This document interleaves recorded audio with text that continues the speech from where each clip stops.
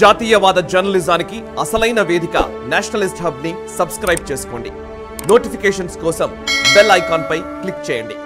సురేష్ గారు, అంటే ఒకసారి చూస్తే ఇది నిజంగా ఒక మాస్టర్ ప్లాన్ అనే అనుకోవాలా. నేషనల్ లెవెల్లో కనుక ఆలోచిస్తే తన ఎక్స్పాన్షన్ కోసం ఏ చిన్న పార్టీని కూడా మేము వదిలిపెట్టము మిత్రపక్షంగా ఉండే విషయంలో అనేది బీజేపీ చెప్తున్నమాట. సో అందులో ఒక హయ్యర్ ఎక్స్పాన్షన్ అండ్ ఒక గ్రేటర్ విజన్ కోసమే ఈ విధంగా అడుగులు వేస్తోంది అని మనం గ్రాంటెడ్గా తీసుకోవచ్చు. మనం చూడాల్సిందంటే పోయిన ఎలక్షన్లో, లోక్సభ ఎలక్షన్లో బీజేడీకి అక్కడి నుంచి వచ్చింది 12 సీట్లు, ఒరిస్సా నుంచి 8 సీట్లు ఏమో బీజేపీకి వచ్చింది, 1 సీట్ కాంగ్రెస్కి వచ్చింది.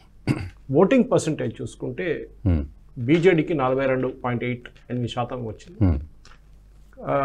బీజేపీకి ఏమో 38.4. ఇది మేము రెండు యాడ్ చేసుకుంటే ఆల్మోస్ట్ 80%. 80% ఓట్ అంటే మీకు ల్యాండ్ స్లైడ్. మిగతా పార్టీ డిపాజిట్ కూడా రాదు, ఎందుకంటే కాంగ్రెస్కి వచ్చింది 13%, 1 సీట్ వచ్చింది వాళ్ళకి అంతే. సో వీళ్ళిద్దరు కలిశారనుకోండి 20 సీట్లు 20 తీసుకెళ్ళిపోవచ్చు. ఓకే. సో నవీన్ పట్నాయక్ ఏం చూస్తారు, నాకు ఇప్పుడున్న 12లో నేను 8 తీసుకొని 4 తగ్గించుకొని బీజేపీకి 12 ఇచ్చేస్తాను, వాళ్ళు నాకు ఎక్కువ అసెంబ్లీ సీట్లు ఇస్తే నేను అసెంబ్లీలో నేను ఉంటాను.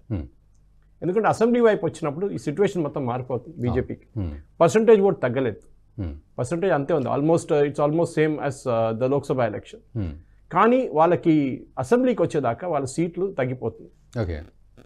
కాంగ్రెస్కి 4% ఎక్కువ అవుతుంది, 16. కానీ బీజేడీకి 112 సీట్లు, దిస్ ఇస్ 2019 విధానసభ. బీజేపీకి ఏమో 23, కాంగ్రెస్కి ఏమో 9.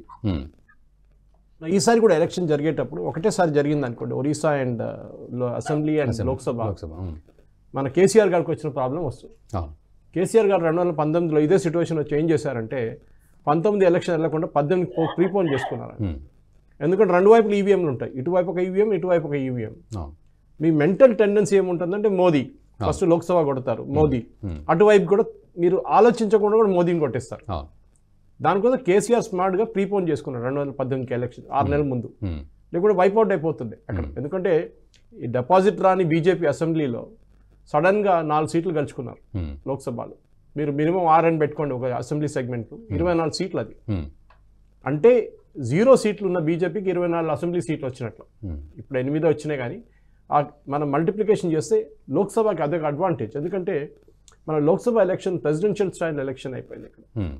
ఒకవైపు మోదీ గారు, ఇంకోవైపు ఎవరు లేరు. సో ఒక అమెరికన్ ప్రెసిడెన్షియల్ ఎలక్షన్ లాగా అయిపోయింది. ఎప్పటిదాకా రాహుల్ గాంధీ ఉంటాడో మోదీకి చాలా అడ్వాంటేజ్, అది అన్నిటికంటే పెద్ద అడ్వాంటేజ్. ఎప్పుడు రాహుల్ గాంధీ ముందుకు తీసుకొస్తే మోదీ ఓట్లు పెరుగుతుంది అప్పుడు. సో ఈ ఆపోజిషన్ వైపు నుంచి మీరు చూస్తే ఒక ఇండిపెండెంట్, ఒక థింకింగ్ మైండెడ్ క్యాండిడేట్ ఎవరు లేరు వాళ్ళ దాంట్లో.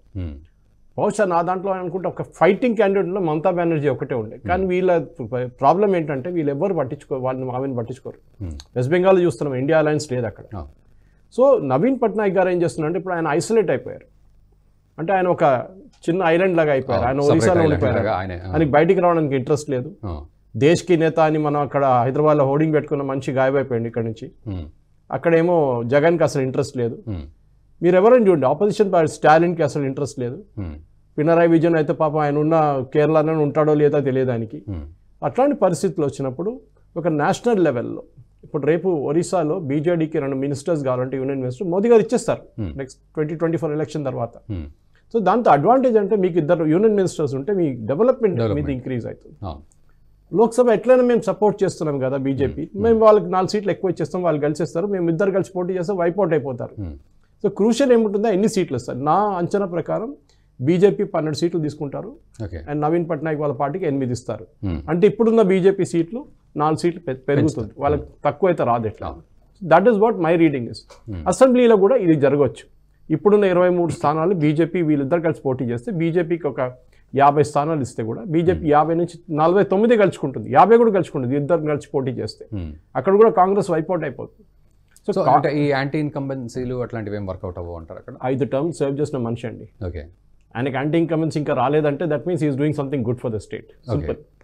మన దగ్గర 2 టర్మ్స్ సర్వ్ చేసిన ముఖ్యమంత్రి గారు ఏమనుకున్నా, ఇక నేను పోయేదాకా నేనే ముఖ్యమంత్రి అనుకున్నాడు పాపం. ఇప్పుడు ఫామ్ హౌస్లో ఉండిపోయాడు ఆయన, అదే ఆయన పరిస్థితి.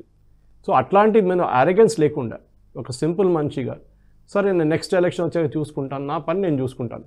మీరు ఎప్పుడైనా ఆయన నేషనల్ లెవెల్ వెళ్ళి డ్రామాలు చేయడము, అది చేయడము, 600 కార్లు వేసుకొని మహారాష్ట్రకి వెళ్ళడం ఎప్పుడైనా చూసారా? ఇక్కడ చేయలేదు ఆయన అట్లాంటి పని. నేను దేశకి నేత అని చెప్పలేదు.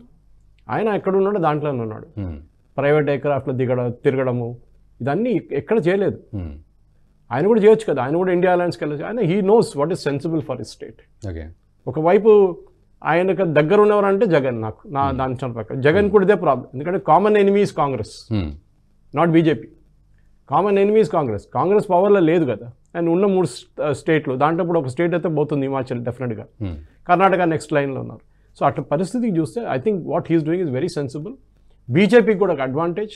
ప్రిన్సిపల్ ఆపోజిషన్ పార్టీగా ఎట్లయినా ఉండిపోతుంది ఒరిస్సా అసెంబ్లీలో. లోక్సభలో వాళ్ళకి 4 సీట్లు 5 సీట్లు ఎక్కువ వచ్చేదాకా చూసుకుంటారు. ఈ 370 అనే ఫిగర్కి నవీన్ పట్నాయక్ గారు రాగానే మొత్తం ఆ సీట్లు అన్ని 20 సీట్లు వాళ్ళ కోటాకి వెళ్ళిపోతుంది కంప్లీట్గా. 370 ఫిగర్ అని మోదీ గారు ఒట్టిగా చెప్పలేదు కదా, మన అందరికి తెలుసు. అది ఆర్టికల్ 370తో లింక్ ఉంది దానికి. అది హిందీలో ఇప్పుడు నడుస్తుంది, స్లోగన్ నడుస్తుంది. ఇప్పుడు నాట్లో స్లోగన్ జిస్నే 370 హటాయా ఉస్కో 370 దేంగే అని. ఇంకోటి మనం చూడాల్సింది ఏంటంటే లాస్ట్ ఎలక్షన్లో 2014, 2019 తీసుకుంటే లోక్సభలో 2014లో బీజేడీకి 20కి 20 సీట్స్ ఉండే, 20కి 20 సీట్లు వాళ్ళ దగ్గర ఉండే. బీజేపీ దగ్గర ఒకటే ఉండే.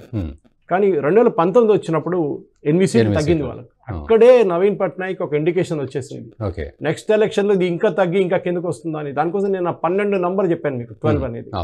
8 సీట్లు తగ్గుతాయి నెక్స్ట్ ఎలక్షన్లో. ఆయనకు అర్థమైపోయింది 8 ఇంకా 10 కావచ్చు తగ్గితే నా సీట్లు ఇంకా తగ్గిపోతుంది.